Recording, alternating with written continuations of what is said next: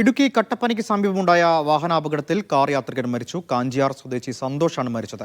KSRTC ബസും കാറും കൂട്ടിയിടിച്ചാണ് അപകടം. കൂടെയുണ്ടായിരുന്ന മറ്റു 3 പേർ ഗുരുതരാവസ്ഥയിൽ തുടരുന്നു.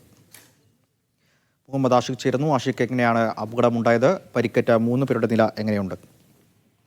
സച്ചിൻ, ഇന്ന് വൈകിട്ട് 3:30 കൂടിയായിരുന്നു അപകടം. കട്ടപ്പനയ്ക്ക് സമീപം ചപ്പാത്തിൽ സംസ്ഥാന പാതയിൽ KSRTC ബസ്സിലേക്ക് കാർ ഇടിച്ച് കയറുകയായിരുന്നു.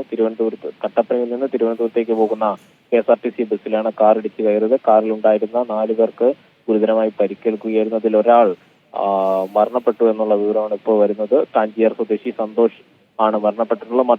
മറ്റു മൂന്ന് പേരുടെയും നില ഗുരുതരമാണ്. ഇവരെ കോട്ടയം മെഡിക്കൽ കോളേജിലേക്ക് നിലവിൽ മാറ്റിയിട്ടുണ്ട്. അതേസമയം ഈ അപകടത്തെ തുടർന്ന് താൽക്കാലികമായി നിർത്തലായ തിരുവനന്തപുരം കട്ടപ്പന KSRTC സർവീസ് പുനരാരംഭിച്ചിട്ടുണ്ട്. ഏതായാലും ഈ അപകടവുമായി ബന്ധപ്പെട്ടുള്ള വിവരങ്ങൾ കൂടുതൽ ശേഖരിച്ചു വരികയാണെന്നാണ് പോലീസ് പറയുന്നത്.